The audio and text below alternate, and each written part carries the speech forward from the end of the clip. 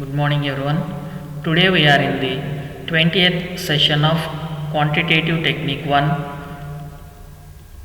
which is prescribed for BCom 3rd semester affiliated to Vijayanagara Sri Krishna Devaraya University, Ballari. Okay, in this session we are discussing about diagrammatic and graphical representation, under that one dimensional bar diagram, percentage bar diagram, subdivided or multiple bar diagram, numerical problems. ಇಲ್ಲಿ one dimensional bar ಡಯಾಗ್ರಾಮ್ಸ್ನಲ್ಲಿ percentage bar diagram ಬಗ್ಗೆ ನೋಡ್ತೀವಿ ಮತ್ತು subdivided or multiple bar diagram ಬಗ್ಗೆ ನೋಡಿರ್ತೀವಿ. And again numerical problems. In earlier classes we were discussed about one dimensional bar diagram, under that simple bar diagram, subdivided bar diagram, numerical problems. ಅಂದರೆ ಇಂದಿನ ಒಂದು ಸೆಷನ್ನಲ್ಲಿ ನಾವೇನು ಮಾಡಿದ್ವಿ, ಇಲ್ಲಿ one dimensional bar diagram ಬಗ್ಗೆ ನೋಡಿದ್ದೀವಿ, ಸಿಂಪಲ್ ಬಾರ್ ಡಯಾಗ್ರಾಮ್ ಬಗ್ಗೆ ನೋಡಿದ್ದೀವಿ, again subdivided bar diagram, numerical problems ನಾನು ನೋಡಿದ್ವಿ. ಇಲ್ಲಿ ಸಿಂಪಲ್ ಬಾರ್ ಡಯಾಗ್ರಾಮ್ ಅಂದಾಗ ಏನಂತ ಟ್ರೀಟ್ ಮಾಡಿದ್ದೀವಿ ರೀ, bar diagram which is represented with only one characteristic, ಅಂದರೆ ಒಂದು ಕ್ಯಾರೆಕ್ಟರಿಸ್ಟಿಕ್ನಿಂದ ನಾವೇನಾದರೂ ರೆಪ್ರೆಸೆಂಟ್ ಮಾಡಿದರೆ ಅದನ್ನು ನಾವೇನಂತ ಟ್ರೀಟ್ ಮಾಡಿದ್ವಿ, ಸಿಂಪಲ್ ಬಾರ್ ಡಯಾಗ್ರಾಮ್ ಅಂತ ನಾವು ಟ್ರೀಟ್ ಮಾಡಿದ್ವಿ. ಅದೇ ಸಬ್ ಡಿವೈಡೆಡ್ ಬಾರ್ ಡಯಾಗ್ರಾಮ್ ಅಂದರೆ ನಾವೇನಂತ ಟ್ರೀಟ್ ಮಾಡ್ತಾ ಇದ್ದೀವಿ ರೀ, ಕೆ ಸಬ್ ಡಿವೈಡೆಡ್ ಅಂದಾಗ ಏನಾಗಿರುತ್ತೆ, K which is divided among the variable given variables. ಅಂದರೆ ಫಾರ್ ಎಕ್ಸಾಂಪಲ್ ಲಾಸ್ಟ್ ನಾವು ಸೆಷನ್ನಲ್ಲಿ ಸ್ಕೂಲ್ 1 ಸ್ಕೂಲ್ 2ನ ನಾವು ಎಕ್ಸಾಂಪಲ್ ನೋಡಿದ್ವಿ. ಅದರಲ್ಲಿರುವಂಥ ಒಂದು ವೇರಿಯಬಲ್ಸ್ನ ನಾವು ಐಡೆಂಟಿಫೈ ಮಾಡಿದ್ವಿ, ಯಾವ ವೇರಿಯಬಲ್ಸ್ ಇದ್ದಾವೆ ಅನ್ನೋದನ್ನು. ಅಂದರೆ ಅಲ್ಲಿ ಏನು ಮಾಡಿದ್ವಿ, ಕನ್ಸ್ಟ್ರಕ್ಷನ್ ಇದೆ, again other head of expenditures ಇದ್ದಾವೆ, ಅವನ್ನ ನಾವೇನು ಮಾಡಿದ್ವಿ, ಟೋಟಲ್ನಲ್ಲಿ ನಾವೇನು ಮಾಡಿದ್ವಿ ಅದನ್ನು ಡಿವೈಡ್ ಮಾಡ್ತಾ ಬಂದಿದ್ವಿ. ಅದಕ್ಕೆ ಅದನ್ನು ನಾವೇನಂತ ಟ್ರೀಟ್ ಮಾಡಿದ್ವಿ, ಅದರಲ್ಲಿ ಸಬ್ ಡಿವೈಡೆಡ್ ಬಾರ್ ಡಯಾಗ್ರಾಮ್ ಅಂತ ಹೇಳಿದ್ವಿ. ಮತ್ತು ಅದರ ಜೊತೆಯಲ್ಲಿ ನಾವೇನು ಮಾಡಿದ್ವಿ, ಕೆಲವೊಂದು numerical problems relating to simple bar diagram, simple bar ಡಯಾಗ್ರಾಮ್ನ ಒಂದು ನ್ಯೂಮರಿಕಲ್ ಪ್ರಾಬ್ಲಮ್ಸ್ನ ನೋಡಿದ್ದೀವಿ. ಅದೇ ರೀತಿ ಸಬ್ ಡಿವೈಡೆಡ್ ಬಾರ್ ಡಯಾಗ್ರಾಮ್ನ ನ್ಯೂಮರಿಕಲ್ ಪ್ರಾಬ್ಲಮ್ಸ್ನು ಸಹಿತ ನಾವೇನು ಮಾಡಿದ್ವಿ, ಅರ್ಲಿಯರ್ ಸೆಷನ್ನಲ್ಲಿ ನಾವು ಕವರ್ ಮಾಡಿದ್ವಿ. ಇಲ್ಲಿ ಸಿಂಪಲ್ ಬಾರ್ ಡಯಾಗ್ರಾಮ್ ಅಂದರೆ ಏನಂತ ಹೇಳಿದ್ವಿ, which represent only one variable, one characteristic, ಒಂದು ಕ್ಯಾರೆಕ್ಟರಿಸ್ಟಿಕ್ನಿಂದ ನಾವು ಒಂದು ಎಕ್ಸ್ ಆ್ಯಕ್ಸಿಸ್ ಮತ್ತು ವೈ ಆ್ಯಕ್ಸಿಸ್ನ ಮೇಲೆ ನಾವು ಅದನ್ನು ರೆಪ್ರೆಸೆಂಟ್ ಮಾಡಿರ್ತೀವಿ. ಅದೇ ರೀತಿ ಸಬ್ ಡಿವೈಡೆಡ್ ಅಂದಾಗ ಏನು ಮಾಡಿರ್ತೀವಿ, ಏನು ಒಂದು ರೆಕ್ಟ್ಯಾಂಗಲ್ನಲ್ಲಿ ಅಥವಾ ಒಂದು ಬಾರ್ ಡಯಾಗ್ರಾಮ್ನಲ್ಲಿ ನಾವೇನು ಮಾಡಿರ್ತೀವಿ, ಎಂಟೈರ್ ಎಕ್ಸ್ಪೆಂಡಿಚರ್ಸ್ನ ಅಥವಾ ಕ್ಯಾರೆಕ್ಟರಿಸ್ಟಿಕ್ಸ್ನ ಸಬ್ ಡಿವೈಡ್ ಮಾಡ್ತಾ ನಾವೇನು ಮಾಡಿರ್ತೀವಿ, ಅದನ್ನು ರೆಪ್ರೆಸೆಂಟ್ ಮಾಡಿರ್ತೀವಿ. For this purpose we need to compute cumulative ವ್ಯಾಲ್ಯೂಸ್ನ ನಾವು ಫೈಂಡ್ ಔಟ್ ಮಾಡ್ತೀವಿ. ಆ ಕ್ಯುಮುಲೇಟಿವ್ ವ್ಯಾಲ್ಯೂಸ್ನ ಬೇಸಿಸ್ನ ಮೇಲೆ ನಾವೇನು ಮಾಡ್ತೀವಿ, ಬಾರ್ ಡಯಾಗ್ರಾಮ್ನ ಕನ್ಸ್ಟ್ರಕ್ಟ್ ಮಾಡಿರ್ತೀವಿ. ಈ ರೀತಿ ಎರಡು ನ್ಯೂಮರಿಕಲ್ ಪ್ರಾಬ್ಲಮ್ಸ್ನು ಸಹಿತ ನಾವೇನು ಮಾಡಿದ್ದೀವಿ, ಅರ್ಲಿಯರ್ ಸೆಷನ್ಸ್ನಲ್ಲಿ ನಾವು ಕವರ್ ಮಾಡಿದ್ದೀವಿ. And learning objectives. After studying these units, the students are able to know how to present data graphically using histogram, frequency polygon, frequency curve, values, pie charts, and working out cumulative frequency. And after studying this particular unit, okay, the students are able to know how to present data graphically using histogram, frequency polygon, frequency curve, value curve, pie charts, and working out with cumulative frequencies. ಅಂದರೆ ಇಲ್ಲಿ ಏನು ಮಾಡಿರ್ತೀವಿ, ಈ ಒಂದು particular ಚಾಪ್ಟರ್ನ objective ಏನಿದೆ ಅಂದರೆ to know how to present data graphically using different tools like ಹಿಸ್ಟೋಗ್ರಾಮ್ನಿಂದ ನಾವು ಯಾವ ರೀತಿ ಗ್ರಾಫಿಕಲ್ ರೆಪ್ರೆಸೆಂಟೇಷನ್ ಡಾಟಾನ ರೆಪ್ರೆಸೆಂಟ್ ಮಾಡ್ತೀವಿ, ಅಗೇನ್ ಫ್ರೀಕ್ವೆನ್ಸಿ ಪಾಲಿಗಾನ್ನಿಂದ ಮತ್ತು ಫ್ರೀಕ್ವೆನ್ಸಿ ಕರ್ವ್ನಿಂದ ಮತ್ತು ಓಯು ಕರ್ವ್ನಿಂದ ಹಾಗೂ pie charts and working out cumulative frequency ಅಂತ ಹೇಳ್ತೀವಿ. These are the learning objectives of this particular chapter. ಇವನ್ನೆಲ್ಲ ನಾವೇನಂತ ಟ್ರೀಟ್ ಮಾಡ್ತೀವಿ ರೀ, ಲರ್ನಿಂಗ್ ಅಬ್ಜೆಕ್ಟಿವ್. ಯಾವ ಉದ್ದೇಶಕ್ಕಾಗಿ ನಾವು ಈ ಚಾಪ್ಟರ್ನ, ಈ ಕಾನ್ಸೆಪ್ಟ್ನ ನಾವು ಸ್ಟಡಿ ಮಾಡ್ತಾ ಇದ್ದೀವಿ, to know how to represent data graphically, or to know the aspects of graphical representation or the tools of graphical representation or methods of graphical representation. ಅಂದರೆ ಯಾವ ರೀತಿ ನಾವು ಕೊಟ್ಟಿರುವಂಥ ಒಂದು ಡಾಟಾನ ಗ್ರಾಫ್ನ ಮುಖಾಂತರ ಗ್ರಾಫಿಕಲಿ ರೆಪ್ರೆಸೆಂಟ್ ಮಾಡಿರ್ತೀವಿ. ಅಂದರೆ ಹಿಸ್ಟೋಗ್ರಾಮ್ ಆಗಿರ್ಬೋದು, ಫ್ರೀಕ್ವೆನ್ಸಿ ಪಾಲಿಗಾನ್ ಆಗಿರ್ಬೋದು, ಫ್ರೀಕ್ವೆನ್ಸಿ ಕರ್ವ್ ಆಗಿರ್ಬೋದು, ಓಗ್ಯೂಸ್ ಆಗಿರ್ಬೋದು, ಪೈ ಚಾರ್ಟ್ ಆಗಿರ್ಬೋದು, ಇವನ್ನೆಲ್ಲ ನಾವೇನಂತ ಟ್ರೀಟ್ ಮಾಡಿರ್ತೀವಿ ರೀ, learning objectives of this particular chapter ಅಂತ ಟ್ರೀಟ್ ಮಾಡ್ತೀವಿ.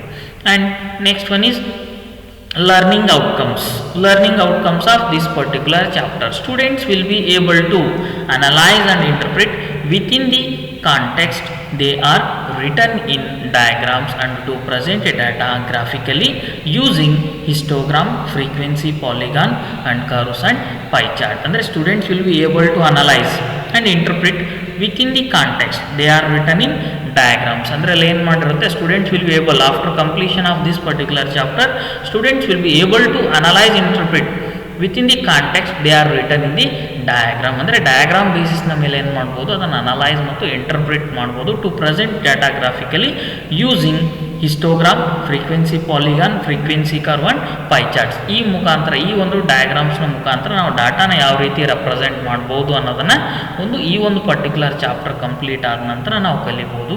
ಅಂದರೆ ಇಲ್ಲಿ students will be able to analyse and interpret within the context they are written in the diagram. ಅಂದರೆ ಡಯಾಗ್ರಾಮ್ನಲ್ಲಿರುವಂಥ ಒಂದು ಡೇಟಾನ ಅನಲೈಸ್ ಮಾಡ್ಬೋದು ಮತ್ತು ಇಂಟರ್ಪ್ರಿಟ್ ಮಾಡ್ಬೋದು.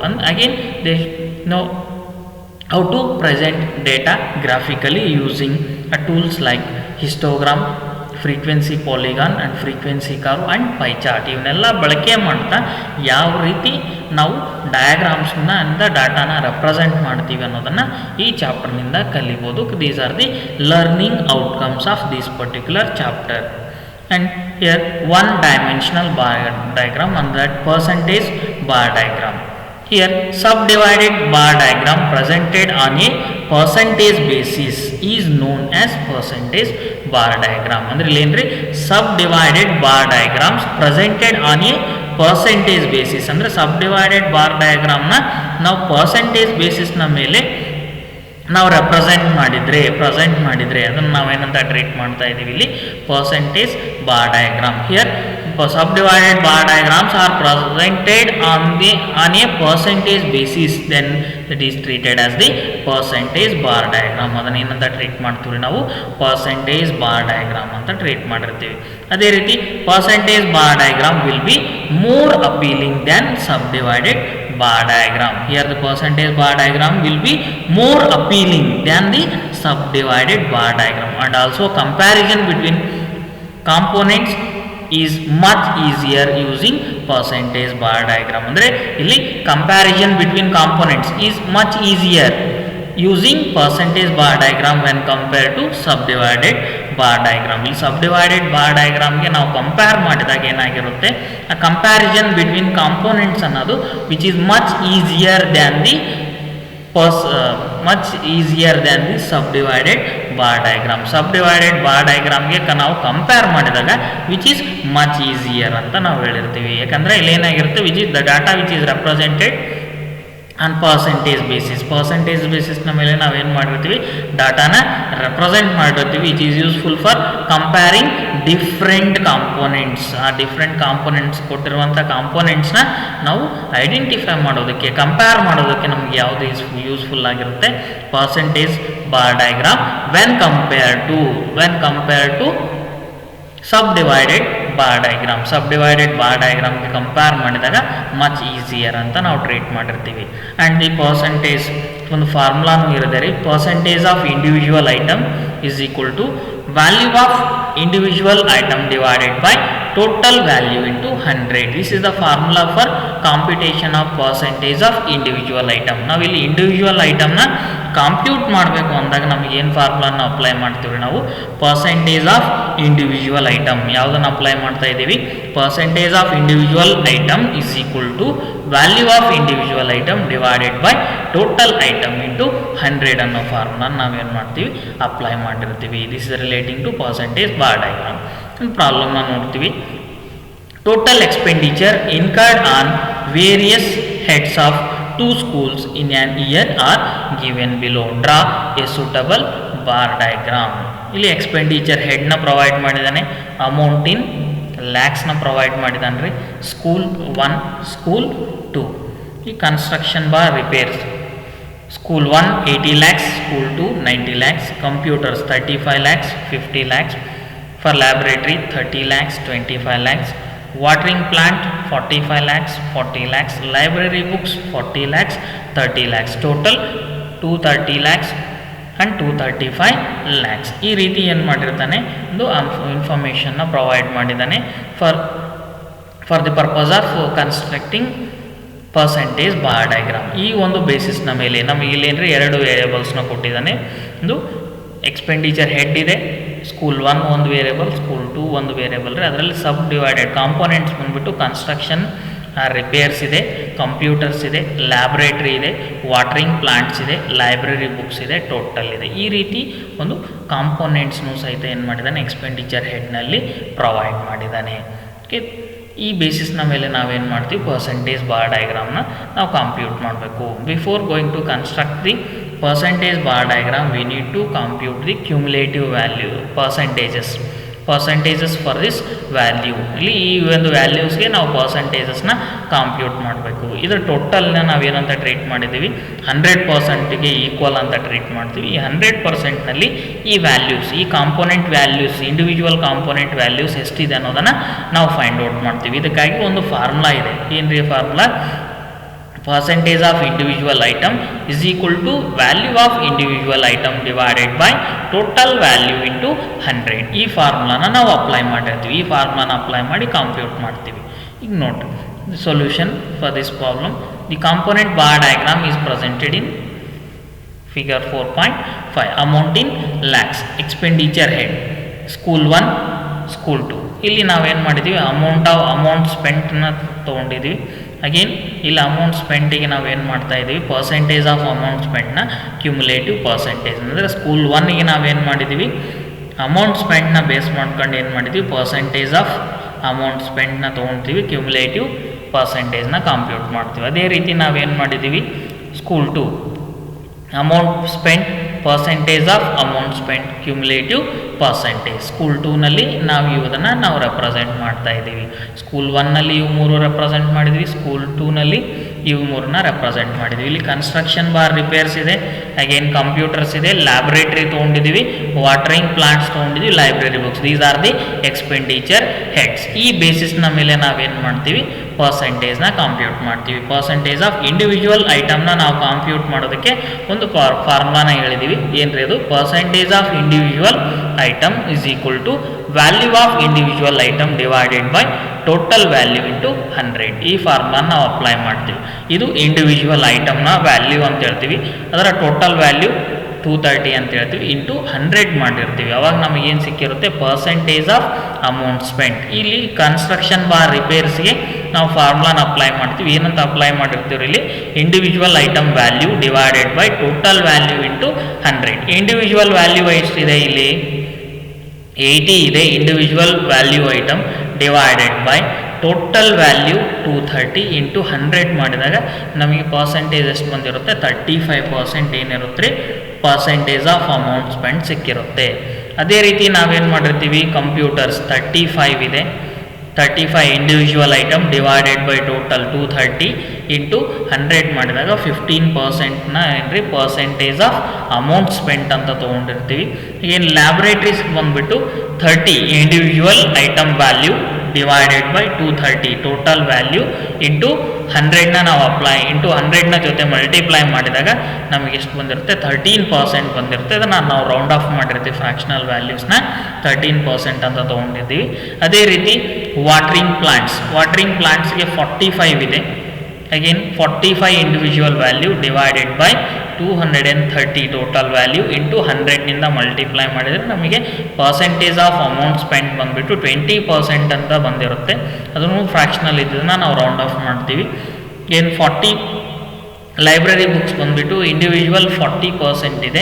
40 divided by total value 230 into 100ನಿಂದ ಮಲ್ಟಿಪ್ಲೈ ಮಾಡಿದರೆ 17% ಫ್ರ್ಯಾಕ್ಷನಲ್ ಇದಿರುತ್ತೆ, ಅದನ್ನು ರೌಂಡ್ ಆಫ್ ಮಾಡಿರ್ತೀವಿ.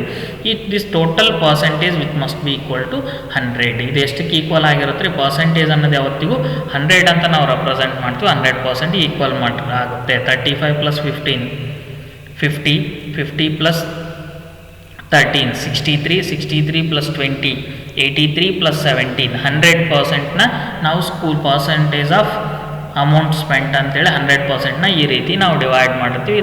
ಇದಕ್ಕೆ ಏನು ಮಾಡಿರ್ತೀವಿ ಕ್ಯುಮುಲೇಟಿವ್ ಪರ್ಸೆಂಟೇಜ್ನ ನಾವು ಕಂಪ್ಯೂಟ್ ಮಾಡ್ತೀವಿ. ಕ್ಯುಮುಲೇಟಿವ್ ಪರ್ಸೆಂಟೇಜ್ ಎಷ್ಟಿದೆ 35. ಫಸ್ಟ್ ಕನ್ಸ್ಟ್ರಕ್ಷನ್ ಆ್ಯಂಡ್ ರಿಪೇರ್ಸ್ಗೆ 35 ಇದೆ. ಅಗೇನ್ ನೆಕ್ಸ್ಟ್ ಏನ್ರಿ ಕಂಪ್ಯೂಟರ್ಸ್ಗೆ 35 ಪ್ಲಸ್ 15 ಪ್ಲಸ್ 35 50 ಆಗಿರುತ್ತೆ. ಫಾರ್ ಲ್ಯಾಬ್ರೇಟ್ರಿ 13 ಪ್ಲಸ್ 50 63 ಆಗಿರುತ್ತೆ. Again for watering plants 20 plus 63 83 ಆಗಿರುತ್ತೆ. Again for library books 17 plus 83 100% ಆಗಿರುತ್ತೆ. ಈ ಒಂದು ಬೇಸಿಸ್ನ ಮೇಲೆ ಈ ಒಂದು ವ್ಯಾಲ್ಯೂಸ್ನ ಬೇಸ್ ಮಾಡ್ಕೊಂಡು ನಾವೇನು ಮಾಡಿರ್ತೀವಿ ಇಲ್ಲಿ ಪರ್ಸೆಂಟೇಜ್ ಬಾರ್ ಡಯಾಗ್ರಾಮ್ನ ನಾವೇನು ಮಾಡಿರ್ತೀವಿ ಕನ್ಸ್ಟ್ರಕ್ಟ್ ಮಾಡ್ತೀವಿ.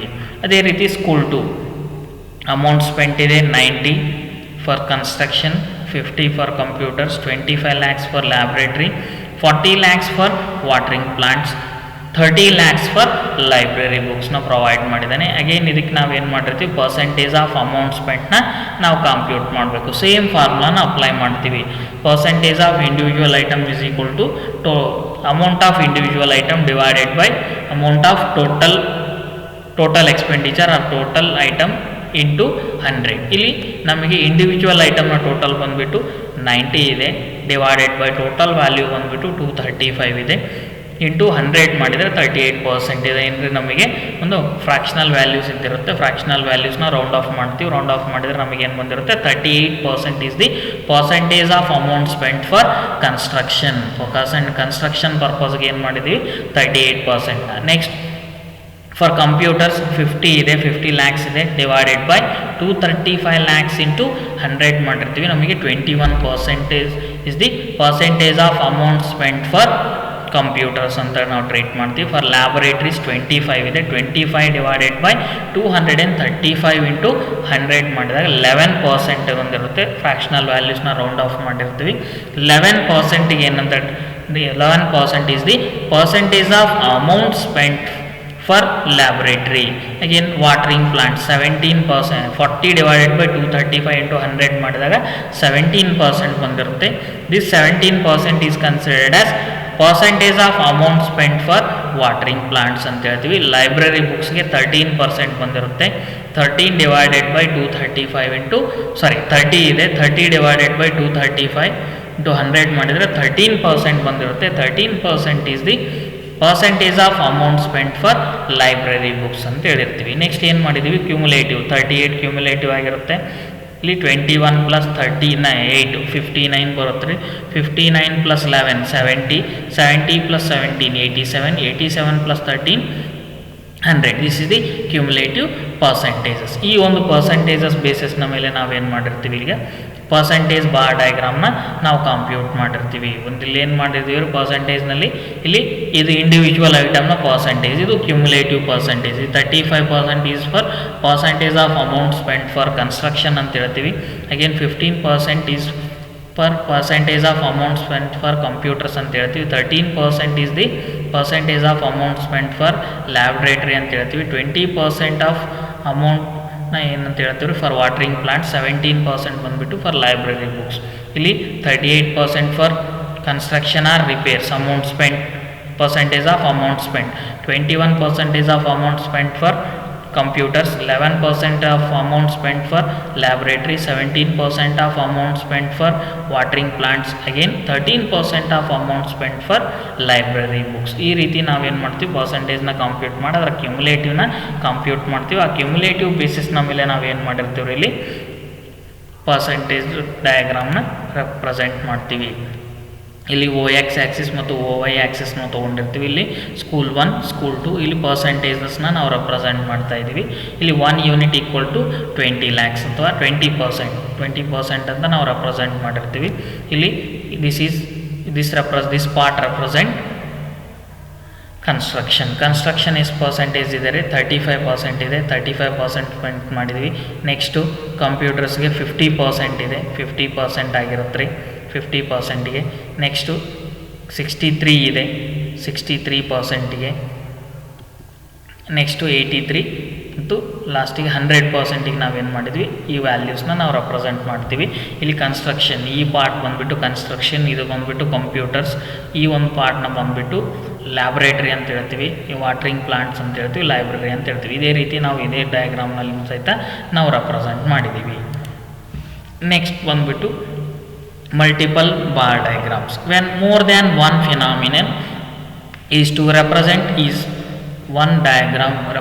one diagram, we should use multiple bar diagram. The technique of drawing multiple bar is same as that of simple bar diagram. Then when more than one phenomenon is to represent in one diagram, we should use multiple bar diagrams. ಅಂದರೆ ಇಲ್ಲಿ ನಾವೇನು ಮಾಡ್ತೀವಿ, ಒಂದಕ್ಕಿಂತ ಜಾಸ್ತಿ ಕ್ಯಾರೆಕ್ಟರಿಸ್ಟಿಕ್ಸ್ನ ನಾವು represent ಮಾಡುವಂಥ ಸಂದರ್ಭದಲ್ಲಿ ನಾವು ಮಲ್ಟಿಪಲ್ ಬಾರ್ ಡಯಾಗ್ರಾಮ್ನ ನಾವು ಯೂಸ್ ಮಾಡಿರ್ತೀವಿ, which is similar to simple bar diagram. Simple bar ಡಯಾಗ್ರಾಮ್ನಲ್ಲಿ ನಾವೇನು ಮಾಡ್ತೀವಿ, ಓನ್ಲಿ ಒಂದು ರೆಕ್ಟ್ಯಾಂಗ್ಯುಲರ್ ಬಾರ್ನ ನಾವು ಡ್ರಾ ಮಾಡ್ತೀವಿ. ಬಟ್ ಇಲ್ಲೇನು ಆಗಿರುತ್ತೆ, ಮೋರ್ ದ್ಯಾನ್ ಒನ್ ರೆಕ್ಟ್ಯಾಂಗ್ಯುಲರ್ ಬಾರ್ನ ನಾವು ರೆಪ್ರೆಸೆಂಟ್ ಮಾಡಿರ್ತೀವಿ. This is useful to present that two or more set of interrelated data. ಅಂದರೆ ಈ ಒಂದು ಮಲ್ಟಿಪಲ್ ಬಾರ್ ಡಯಾಗ್ರಾಮ್ಸ್ ಯಾವುದಕ್ಕೆ ಯೂಸ್ಫುಲ್ ಆಗಿರುತ್ತೆ, this is useful to present the two or more set of interrelated data. ಅಂದರೆ ಒಂದಕ್ಕಿಂತ ಜಾಸ್ತಿ ಒಂದು inter related ಡಾಟಾನ represent ಮಾಡೋದಕ್ಕೆ ನಮಗೆ ಮಲ್ಟಿಪಲ್ ಬಾರ್ ಡಯಾಗ್ರಾಮ್ಸ್ನ ನಾವು ಯೂಸ್ ಮಾಡಿರ್ತೀವಿ.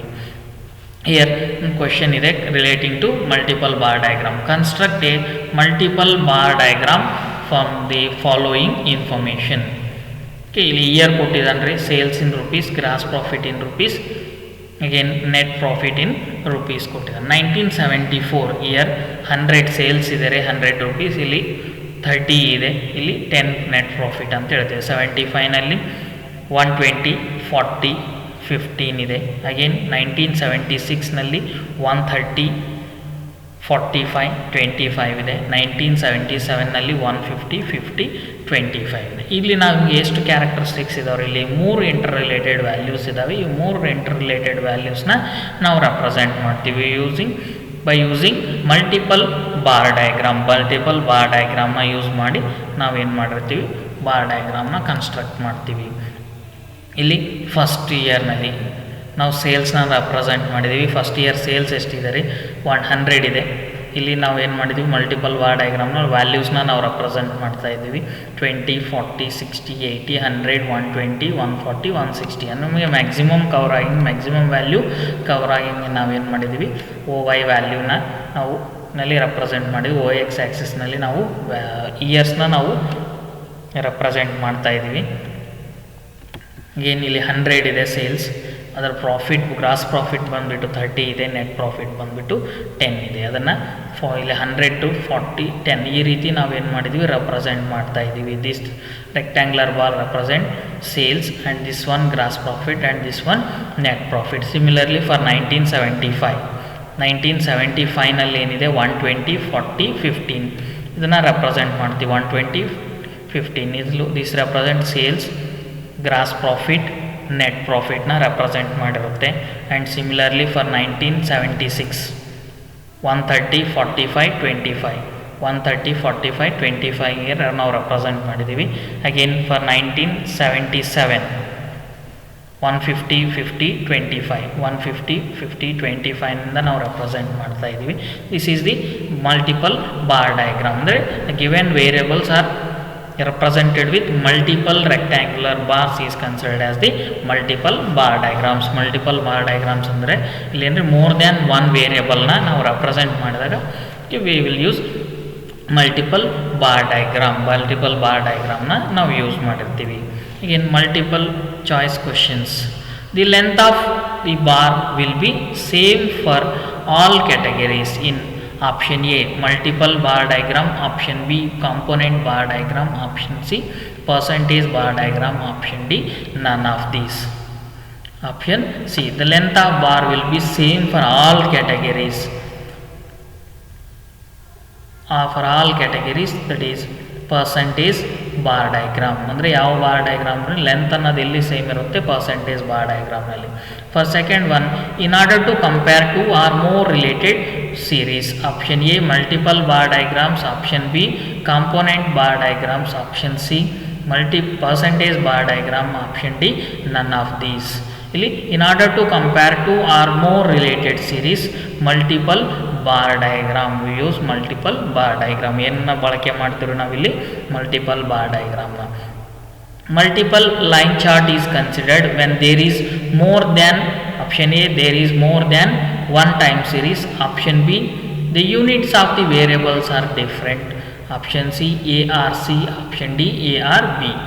Here option D A or B is the option answer for this question. Again fourth one, the multiple bar diagram is the extension of option A simple bar diagram, option B component bar diagram, option C percentage of bar diagram. Option D, none of these. Here option A, the multiple bar diagrams is the extension of simple bar diagram. ಅಂದರೆ ಇಲ್ಲಿ ನಾವೇನು ಮಾಡಿರ್ತೀವಿ, only one ಕ್ಯಾರೆಕ್ಟರಿಸ್ಟಿಕ್ನ ನಾವು represent ಮಾಡ್ತೀವಿ. ಮಲ್ಟಿಪಲ್ನಲ್ಲಿ ಏನಾಗಿರುತ್ತೆ, more than one characteristics ಅಥವಾ ವೇರಿಯಬಲ್ನಿಂದ ನಾವು represent ಮಾಡ್ತೀವಿ. Fifth one, in a component bar diagram the length of the bar. Option A will be same for all, depend on the total, will not be same, none of these. Option B, depend on the total value. ಅಲ್ಲಿ ನಮಗೇನ್ರಿ bar component bar ಡಯಾಗ್ರಾಮ್ನಲ್ಲಿ ಅದರ length ಬಂದುಬಿಟ್ಟು ಏನಾಗಿರುತ್ತೆ, which depends on the total value. Total ವ್ಯಾಲ್ಯೂನ ಮೇಲೆ ಏನಾಗಿರುತ್ತೆ, ಅದು ಡಿಪೆಂಡ್ ಆಗಿರುತ್ತೆ. This is relating to multiple choice questions. ಇಲ್ಲಿವರೆಗೂ ನಾವೇನು ನೋಡಿದ್ದೀವಿ ರೀ, ಒಂದು ಪರ್ಸೆಂಟೇಜ್ ಬಾರ್ ಡಯಾಗ್ರಾಮ್ನ ನಾವು ನೋಡಿದ್ದೀವಿ. ಅದರ ಜೊತೆಯಲ್ಲಿ ಏನು ಮಾಡಿದ್ವಿ, ಮಲ್ಟಿಪಲ್ ಬಾರ್ ಡಯಾಗ್ರಾಮ್. ಪರ್ಸೆಂಟೇಜ್ ಅಂದಾಗ ಏನಿರುತ್ತೆ, here the component bar diagram which is represented in percentages, that diagram is considered as the percentage bar diagram. ಅಂದರೆ ನಾವು ಕಾಂಪೋನೆಂಟ್ ಬಾರ್ ಡಯಾಗ್ರಾಮ್ನ ಪರ್ಸೆಂಟೇಜ್ನ ಮುಖಾಂತರ ರೆಪ್ರೆಸೆಂಟ್ ಮಾಡಿದರೆ ಅದನ್ನು ಏನಂತ ಟ್ರೀಟ್ ಮಾಡ್ತೀವಿ ನಾವು, ಪರ್ಸೆಂಟೇಜ್ ಬಾರ್ ಡಯಾಗ್ರಾಮ್ ಅಂತ ಹೇಳಿರ್ತೀವಿ. ಇದಕ್ಕೆ ಒಂದು ಸಂಬಂಧಪಟ್ಟಂಥ ಒಂದು ಪ್ರಾಬ್ಲಮ್ನ ನೋಡಿದ್ದೀವಿ. ಅದೇ ರೀತಿ ನಾವು ಮಲ್ಟಿಪಲ್ ಬಾರ್ ಡಯಾಗ್ರಾಮ್ ಅಂದರೆ if more than one variable is represented under such circumstances V use multiple bar diagram. ಅಂದರೆ ಒಂದಕ್ಕಿಂತ ಹೆಚ್ಚಿನ ವೇರಿಯಬಲ್ನ ನಾವು ರೆಪ್ರೆಸೆಂಟ್ ಮಾಡಬೇಕು ಅಂದಾಗ ನಾವು ಮಲ್ಟಿಪಲ್ ಬಾರ್ ಡಯಾಗ್ರಾಮ್ನ ನಾವೇನು ಮಾಡಿರ್ತೀವಿ, ಯೂಸ್ ಮಾಡಿರ್ತೀವಿ. And references for this session, Gupta Sultan SP 2008 statistical method, Sultan Chand publications, new Delhi. Gupta SC Fundamentals of Statistics, Sultan Chand Publications, New Delhi. And Pillai and Bhagavati 2010 Business Statistics, Sultan Chand Publications, New Delhi. These are the references for this particular session. You can refer these books for further references. Okay, thank you.